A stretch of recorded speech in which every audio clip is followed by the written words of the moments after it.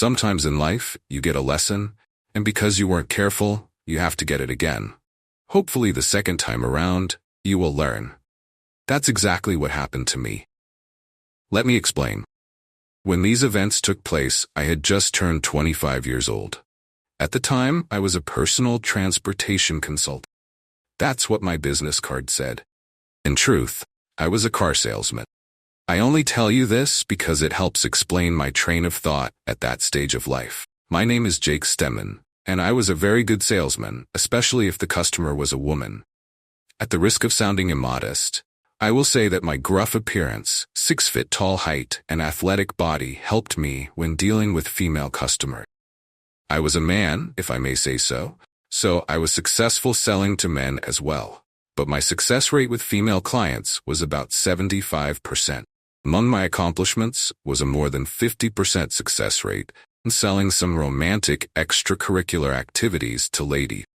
I was great at getting them into bed, home, in a motel, or even in the back seat of the car I had just sold them. I was outgoing, brash, and a little cocky, and I believed that my lifestyle of making money, partying, and getting as many women into bed as possible was the only way to fly. One night, before heading out in search of young beauties, 2 friends and I discovered a restaurant called Smugglers. It was sort of like an expensive Red Lobster, specializing in steaks and seafood. Food was better than average, but the real attraction was the bar lounge. The lounge had a great DJ, some unremarkable booths in the back, and heavy-handed bartenders pouring me Jack Daniels. We went back there at least once a week, just for the lounge. It was a rich target audience for young ladies.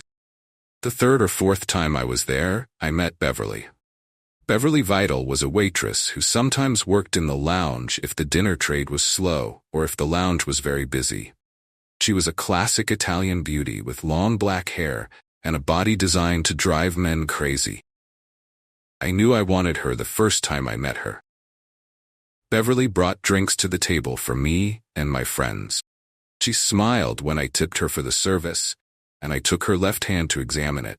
"What's up, Beverly?" I asked with a smile. "I was wondering if you were married." "I don't like breaking other men's hearts when I take their woman," replied with a smile of my own. The smile left her face.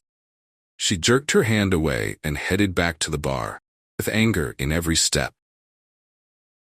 My friends laughed at Beverly's obvious refusal. "I guess you didn't hit the bullseye," Bill teased me. "You pissed her off so much that you'll never be able to get close to her now," Tom suggested. "Oh, you have little faith," I claimed. "Give me 2 or 3 weeks, and I'll have that girl over to my place for the weekend." "Month tops," I boasted. None of my friends believed me and began to pick on me. A small bet was made. I put my plan into action. If I won the bet, not only would I get $200, but I would have Beverly as a playmate for a while. It was scouting time. I needed information on Beverly. The next night, I waited for my favorite bartender Sam to take a smoke break and followed him outside. "Sam, what's up, buddy?" greeted me. Talked for a bit, and I asked, "Any word on Beverly?" "Yeah, I saw her stomping away from your table last night." "What did you say to her, Jake?" I recounted the incident at the table, and Sam just shook his head. "You really went overboard with that sentence," Sam said. He gave me some information about Beverly. She was married but separated from her husband, Jerry, though not legally, and was trying to get a divorce. Jerry was abusive for over a year and even hit her a couple of times. That's when she left him, took her maiden name, and moved in with her parents. Apparently, Jerry fought the divorce and did everything he could to delay it. Beverly's father and 2 brothers beat Jerry to a pulp when he showed up at the family home for the second time. After that, he had the good sense to stay away. During the year that Jerry bullied her, Beverly met Joe, the assistant bar manager at the restaurant.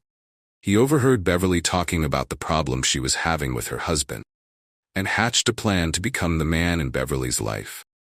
Joe began to sympathize with her problems and give her verbal support. He was able to make her believe that he was concerned about her and truly cared for her. Beverly was in a vulnerable state and believed his delusions. According to Sam, The sympathy and support expressed by Joe helped Beverly a lot after the way Jerry treated her. She fell in love with Joe, and 2 months after separating from her husband, Beverly moved in with Joe. Her husband, Jerry, became furious when he found out about Beverly and Joe, and she had to get a restraining order to keep him away from her. He realized what was involved when she arrested him a second time. When Sam finished his story, I said, "No wonder she reacted so badly to what I said. Unpleasant topic for her, huh? Well, I'll have to smooth it over and see what I can do to make her feel better." I wasn't confident. If I wasn't cocky, but I was also more than a little self-centered. It never once occurred to me that maybe Beverly didn't need more stress in her life. I didn't care about other people at that moment. What mattered was what I wanted.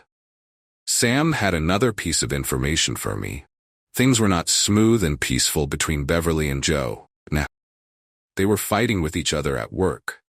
Joe seemed to be spending all of his check, and most of Beverly's check too. He liked to go out with his friends and play hard. It must be like deja vu, because that's exactly what her problem with Jerry was. They had a little fight last night, and Beverly's not happy about it. I didn't usually date married women. I had an experience that turned me away from the idea. About 3 months before Beverly, I met Jackie at a bar, and we became friends. The next night was a Saturday night, and I took her out to dinner and then to a dance. Later that night, we were relaxing in her bedroom after a romantic interlude. We had just finished, and there was a knock on her front door. A damn loud knock, like someone was trying to kick the door in. Jackie looked out the window and, with a lot of fear in her voice, said, "It's my husband and his brother. Oh my God, if he finds you here, it's going to be very ugly." She told me that they were legally separated. Divorce papers had already been filed, and the divorce would be final in another 30 days. That didn't help me now. I put on my pants and shoes and told her to let him in, but held off for about a minute. "He won't find me here because I won't be here. When you let him in, I'll go out the back door and go around the front of the house. When you let him in and close the door, I'll get to my car and get out of here." As I approached the house, I heard Jackie ask what he needed. Her husband said he wanted to talk to her and had brought his brother to keep the situation from getting out of hand. He then asked her to speak to him in a softer voice. Jackie opened the door wide and let both men in. As soon as the door closed, I ran to my car and got the hell out of there. I know what a coward I may be, but in a fight with her husband and his brother, I wouldn't stand a chance. Besides, I had just met Jackie. We weren't in love. Nothing good would come of it if I ran into her very large and very angry husband. 2 weeks later, walking into a tavern, I saw Jackie sitting behind the bar. She was sitting next to a guy who had his back to me. As I made my way towards her, I saw her eyes get really big, and she shook her head in refusal. I walked past them and sat down at a table. After ordering my drink, I looked at Jackie and the guy she was with. It was her husband. Jackie made sure to meet me in the hallway leading to the restrooms. She told me that they were back together, going to counseling, and trying to work on their relationship. I wished her luck and told her to call me if things didn't work out, as if I would ever be in that position again. But then again, sometimes the little head makes the decisions, and your good intentions take a back seat. Back to my search for Beverly. The next night, after talking to Sam, I decided to wander around the bar. I hoped to catch Beverly as she was ordering drinks from the dining room. Finally, after about an hour, she walked over to the service end of the bar, get her order. She saw me sitting behind the bar and tried to ignore me. I walked over to her and tossed a $20 on the tray. "Beverly, look, this is the tip you should have gotten last night if I hadn't been such an ass. I apologize for my behavior. Please forgive me." I finished, retreated to the other end of the bar, and ordered another drink from Sam. Beverly didn't understand what was wanted from me and kept looking over my shoulder as she carried her order to the dining room. Every time she approached the bar to place her order, she looked at me. Every time she looked at me, I smiled and raised my glass in greeting. Finally, after 3 or 4 times, she smiled back at me. Slight success, I thought. Now she has forgiven me, and I can move on with my life.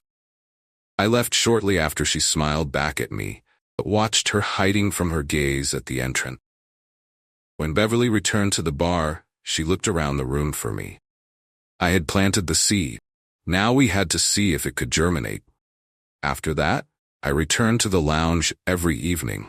By the second week after surgery, Beverly was already talking and laughing with me. I didn't push her, but I let her know that I was interested in her. At the end of that week, I asked her out on a date.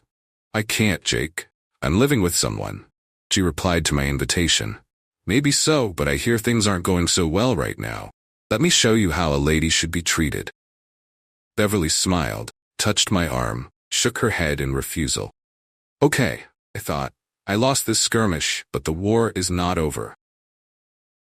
Continued to laugh and joke with her for 4 more days. Then fate, gremlins, or the devil intervened. Tuesday night, Joe and Beverly had a big fight at work. I found out about it from Sam and tried to be especially charming whenever I saw her that evening. Wednesday night, I asked her out again. Hey Bev, I have tickets to the George Thorogood concert Friday night. Come with me, and I'll show you a good time. I knew she'd kick Joe out of their apartment Tuesday night. Maybe that's just what I need right now. A good time. Yeah, I'll go with you, Jake. Thanks. She looked happy to have a chance to blow off steam. I work a short shift on Friday and get off at 6. I'll bring a change of clothes to work with me. Can you pick me up at 6:30? Not only would I be with a beautiful girl tomorrow night, but my date was being paid for by 2 of my buddies. Let them pay for betting against me. The next night, I took a dozen roses with me for Beverly. I didn't know when I set out for Smugglers, but my splendid plan was about to go down in flames. I arrived at Smugglers at 5:45, deciding to have a drink and talk to Sam while I waited for Beverly. Pulling into the parking lot in front of the restaurant, I saw an ambulance with coroner written on the side. There were also at least 8 police cars parked in front of the building. Something serious was going on, but I had no idea what. Entering the building through a side door, I made my way to the waiting room. Sam was sitting behind the bar talking to a man in a suit, obviously a police detective. I sat down at the other end of the bar, and Sam brought me my usual drink.